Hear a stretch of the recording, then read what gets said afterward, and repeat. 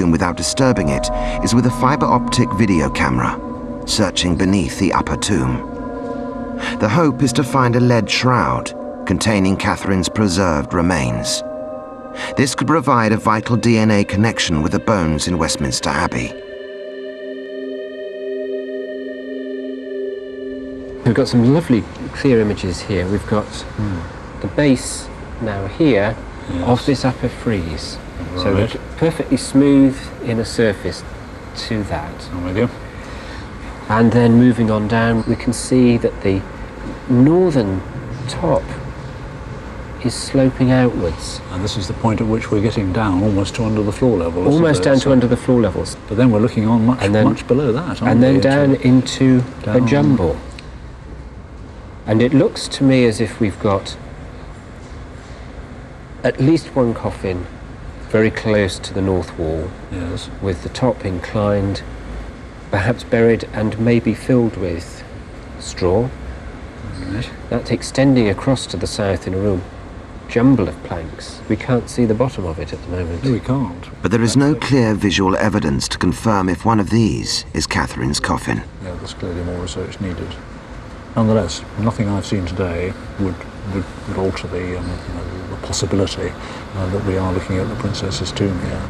The search for Catherine's tomb is just a small step in a mystery that's lasted over 500 years.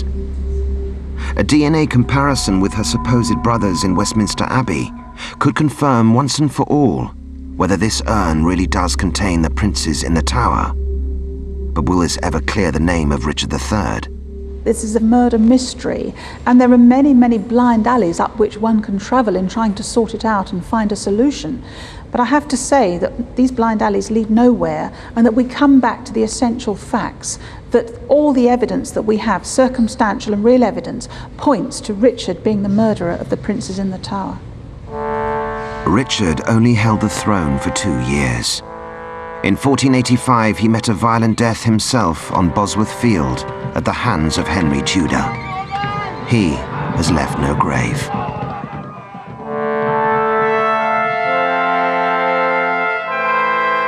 The poignant story of the princes in the tower has formed part of the romantic and often morbid history of these buildings, where it's often hard to separate reality from myth. Much of this was invented in the 19th century. The defining moment was probably 1840 with the publication of this book by Harrison Ainsworth, The Tower of London, A Historic Romance. Thick volume based around the rise and fall of Lady Jane Grey. Here you will find references to the soil being soaked with the best blood in the country, etc., etc. This is what they came to see. A Tower of London which was first and foremost a grim fortress prison. And this confused the real and the fiction, but in the process became everyone's idea of what the Tower of London was all about. The heroine of Harrison Ainsworth's lurid tale was Lady Jane Grey, queen for just 9 days in 1554. Edward VI was dead. Powerful Protestants wanted one of their own to take the throne instead of Mary Tudor, Henry VIII's Catholic daughter. 15-year-old Jane was thrust into the limelight and proclaimed queen at the Tower. She failed to get enough popular support and was quickly surpassed by Mary. The Tower became her prison. After 6 months in captivity here, Jane paid with her life. It was an image the Victorians loved.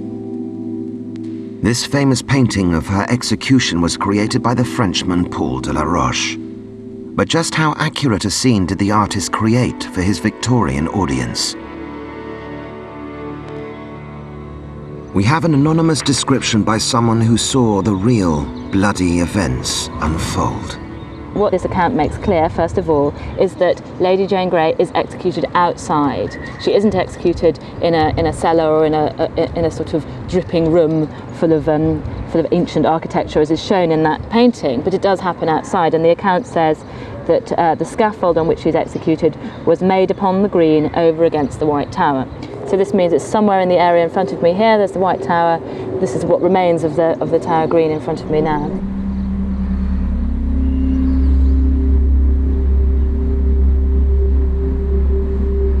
So this event is not taking place in the seclusion of a dark corner of the tower, but it's happening very publicly in the most open area that there is in the tower. However, having said all of that, the account that we have of this execution is actually extraordinary, because what it shows us is that moment that Delaroche is dramatising in the painting of Lady Jane Grey fumbling for the block with her blindfold on is actually exactly what happened on that day. And my suspicion is that Delaroche had read the account that there is of this moment and is dramatising it in that painting. She tied the kerchief about her eyes, then feeling for the block said, "What shall I do? Where is it?" One of the standers by guided her there. She laid her head down upon the block and stretched forth her body and said, "Lord, into thy hands I commend my spirit." And so she ended. So although your suspicion might be on first looking at that painting that it is a completely Victorian concoction, actually it seems that it is really trying to give an impression of that actual moment that does happen here when Lady Jane Grey is executed. So, surprisingly, the melodrama of Delaroche's painting is not far from the real events at the execution of Lady Jane Grey 280 years earlier.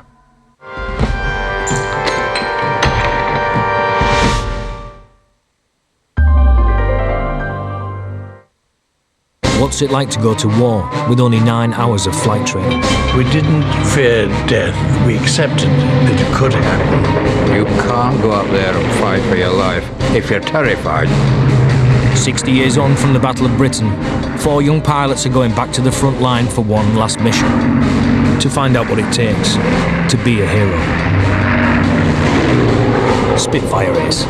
Wednesday at 9 on Discovery Channel.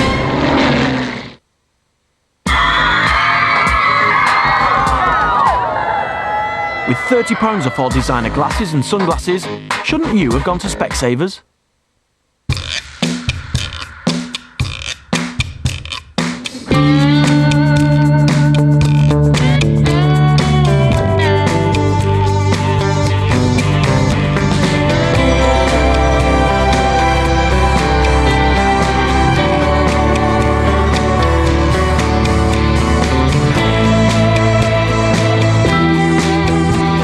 Whatever you want to do broadband. You may not always feel like it, but during your period, a little gentle exercise can work wonders. And now your protection can work wonders for you too. You see, Cotton Like Always Ultra now is an improved core which absorbs liquid quickly. It protects you better than any other Ultra pad. We did say gentle exercise. Always, only your confidence shows.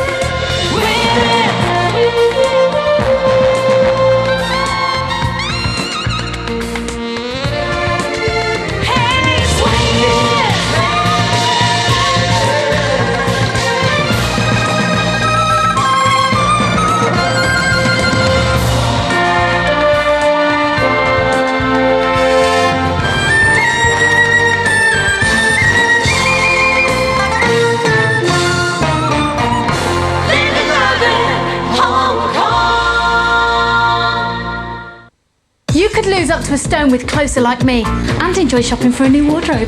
Come on, girls. Get Closer now.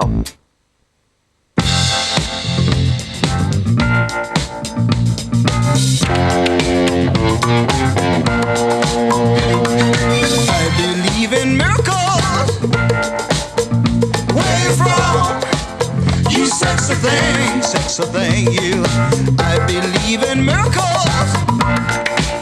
Since you came along, you sexy thing.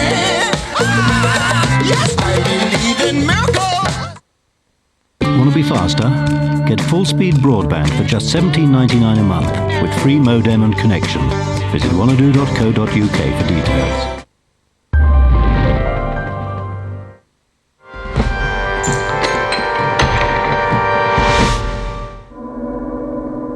The head became bird food, raven food, because these carnivorous birds, they would land on the necks, peck at the flesh, the fresh meat, the blood and the veins, the eyes and the tongue, any open fresh The Yeoman meat. Warder tour of the Tower has always featured tales of execution and torture. It has continued to be the specialist subject of retired Yeoman Warder Bud Abbott. Torture was not a punishment, simply a persuasive method. And so the main instrument of persuasion was, of course, the rack. The victim had the ankles and wrists secured, a windlass and axle at each end which was turned outwards, stretching the victim and by degrees dislocating his ankle joints, knee joints, shoulders. The pain was so excruciating that eventually, whether he'd committed the deed or not, he confessed. The Tower rack, we know by the end of the 18th century, had been on display, but it was falling to pieces with age, and quite what happened to it no one knows. So deprived of this object, the Victorian curators resorted to making racks, and we have in the Royal Armoury's collection 4 of these Victorian miniatures. Ridiculous things, all showing women on the rack, a reference to the racking of a woman, Anne Askew, during the reign of Henry VIII. The only time, I believe, a woman was racked in England. A rather sordid and unhealthy interest to Victorian visitors in the 19th century, and I understand that at one stage they even had a full-scale replica of the rack with a woman on it in the White Tower.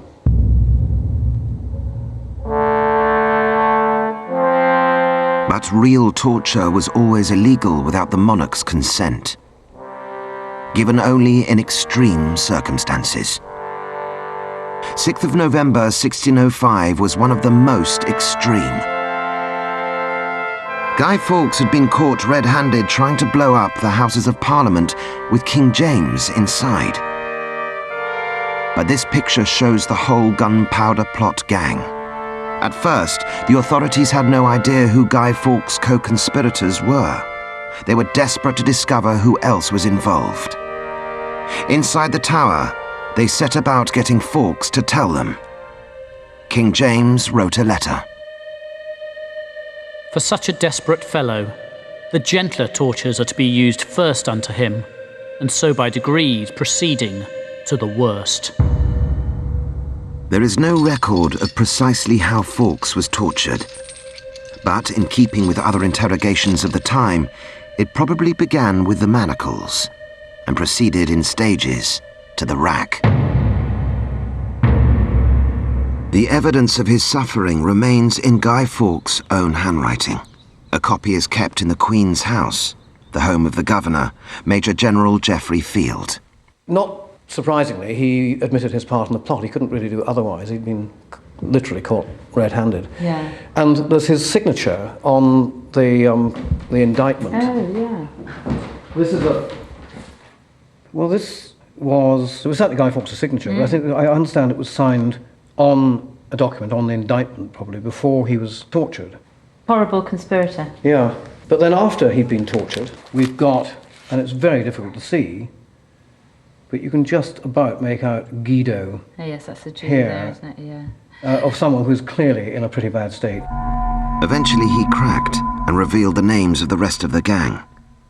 The then Lieutenant of the Tower commemorated the breaking of the gunpowder plot with a wall plaque in the Queen's House. The inscription nowadays would be an incitement to religious intolerance. It starts off by talking about our wonderful king, and then it goes on, nefarious and cupidious Jesuit Romans, perfidious Catholics, impious, vipers, etc. You know, it's pretty strong stuff. And then you've got the name of all the plotters here, Right, well haven't then there are 26 names, including Guy Fawkes. People always ask about this Hebrew quotation here. He discovereth deep things out of darkness, and bringeth to light the shadow of death. So I don't think there was any sense that they were trying to get rid of the monarchy, but they just wanted to have somebody who was going to be Catholic and who was going to, or at least was going to make real tolerant. concessions to Catholics. Yeah. But it was pretty drastic measures. I mean, blowing up the entire nobility. I mean, it's not just the king, the Queen, the Prince of Wales, and every single member of the House of Lords. It is mind-boggling how nearly this actually worked, and how completely different the course of history would have been if it had worked. Completely different. Sort of one of those big what-ifs, you know. What if the princes in the tower hadn't been murdered? What if the gunpowder plotters had been successful? After his torture and trial, Fawkes was executed at Westminster. He received the traditional grisly penalty for treason, as this contemporary illustration gorily reveals. All the gunpowder plotters were hanged but then taken down before they died. Their genitals were cut off, their hearts ripped out, and they were beheaded and cut into quarters. Their indignity went beyond death. Their heads were put on public display. For hundreds of years, there's only one bridge crossing the river at London, and it was known as the Bridge. And anyone coming in from the south or from the continent entering the capital had to come over the bridge. And on doing so, they looked up and saw these scores of heads and a few odd quarters, and that was the deterrent, a warning: behave yourself in the capital. Just 8 years after the gunpowder plot, the tower was again the site of secret suffering.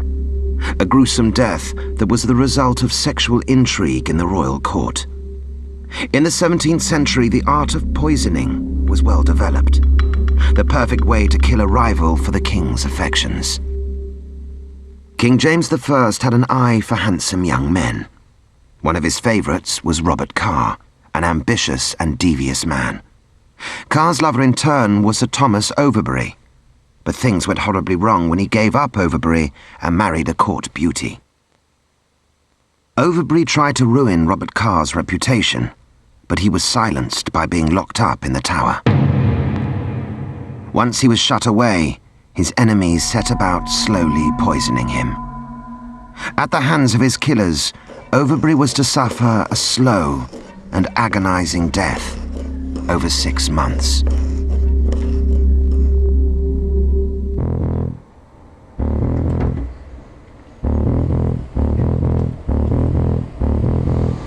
If Sir Thomas Overbury were poisoned today, there are a whole lot of secure mechanisms for investigating deaths through coroners. And we'd have samples of blood, samples of urine, and we'd be looking at them in the toxicology laboratory.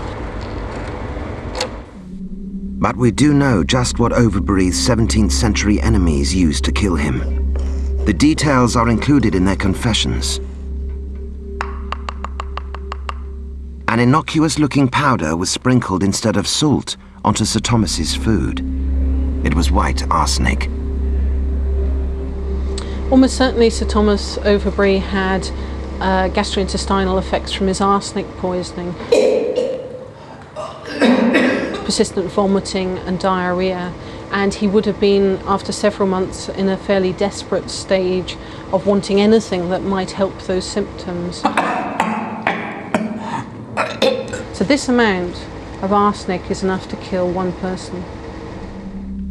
Next, Sir Thomas was fed what was known as powder of diamonds.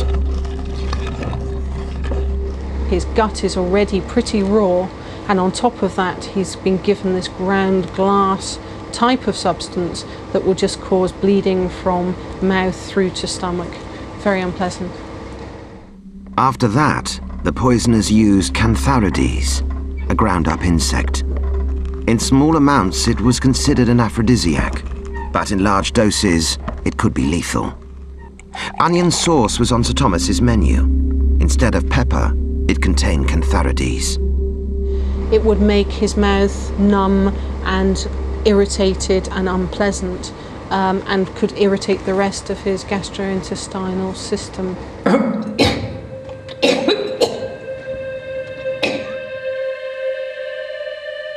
The final nail in Sir Thomas's coffin was mercury poisoning. He was given a mercuric bichloride enema, ostensibly to make these symptoms better, but in fact it worsened his poisoning and resulted in his demise, because mercury is directly corrosive to the gut and also causes kidney failure. After 6 months imprisoned in the Tower, Sir Thomas Overbury could endure no more.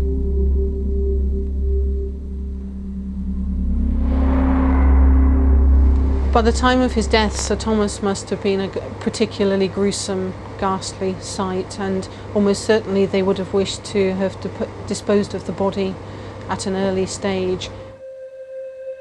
Overbury was buried within the Tower's walls in the chapel of St. Peter ad Vincula.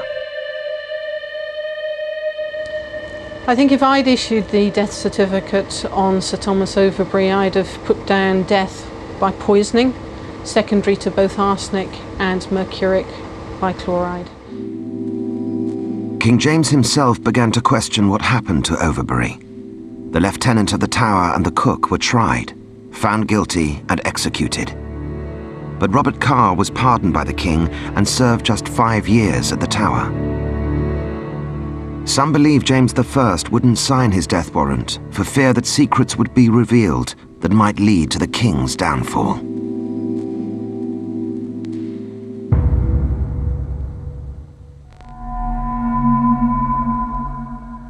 Overbury's killing gained rapid notoriety. It's all there in the Tower's register of births, marriages, and deaths. And the year 1613, in the burial section, it says, Sir Thomas Overbury, prisoner, poisoned, buried the 15th of September, 1613. Now that's very, very unusual in the register of St. Peter ad Vincula, in that most of the entries don't actually say how the person died. It really does prove once and again that the register of births, marriages and deaths for the Tower of London really is not quite the same as a similar document for any other parish church in England.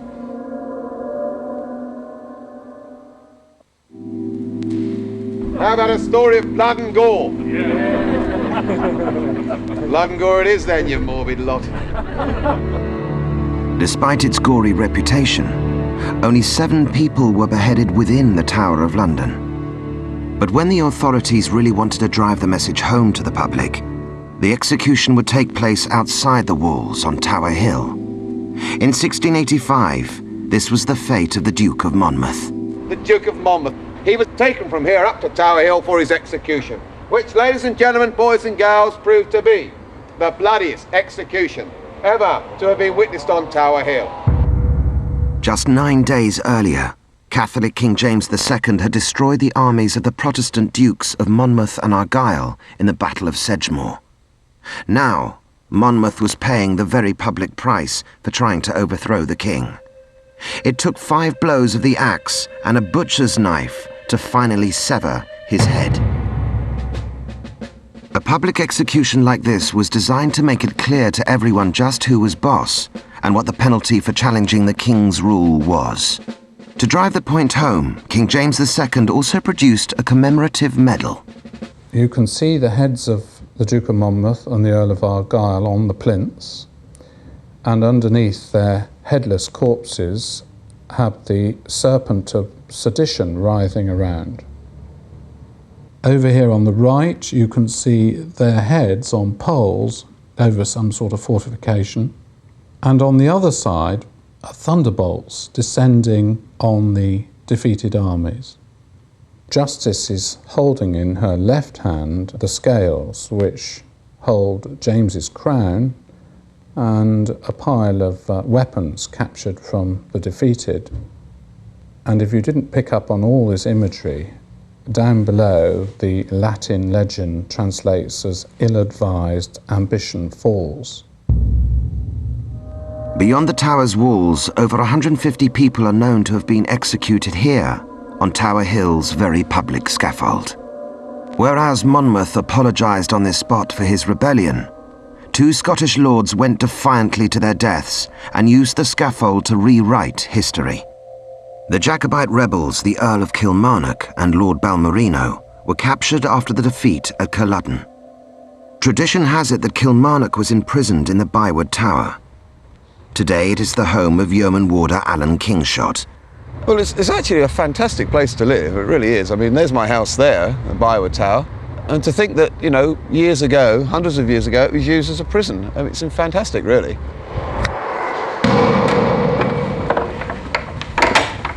This room here now where we are is our main bedroom. It's one of the most unique rooms within where we live within the Byward Tower. And we enjoy it here. No longer a prison, I might add, despite the bars on the window. When Kilmarnock was held here, he wrote a final private letter. Tower of London, August 16th, 1746. My wife is what I leave dearest behind in the world, and the greatest service you can do for your dead friend is to contribute as much as possible to her happiness in mind and in her affairs. Your humble servant, Kilmarnock. But Kilmarnock's last words were going to be very public. Jeff Parnell has brought Professor Murray Pittock of Strathclyde University to see where Kilmarnock was held. Those fellows there. So sort of built to keep people in. But it's interesting to think that it could have been this very room where Kilmarnock had his last meeting with Balmerino, which led them to agree to publicly from the scaffold attack the official government version that the Jacobites had offered no quarter to government soldiers before Culloden, and that version of events would be the basis for what they would say on the verge of death, and which is now, of course, the accepted historical versions. These Jacobite lords were determined to use the very public nature of their execution to promote their cause and set the record straight in their dying speeches. Like many Tower executions, the death that awaited them lay at the heart of the politics of the day. To the authorities, these were enemies of the state who deserved only one fate, but they made the most of their last moments in the public gaze. This is the bound booklet of the dying speeches of the lords and various other executed Jacobites, with an engraving in the front of Kilmarnock. The documents record that even as they faced the axe, the lords told the crowds they stood adamantly by their Jacobite beliefs and repeated their accusations of British atrocities in Scotland. These statements were so contentious that the authorities tried to suppress them. The official document actually censors Balmerino's speech, in particular, quite heavily, not only by putting in asterisks when he praised the King James, Prince Charles and Henry Duke of York, but also by shortening his attack on the political establishment in England, which is printed out in full in the earlier paper. Despite the efforts of the British authorities, they couldn't hide what the massed crowds had already heard on Tower Hill.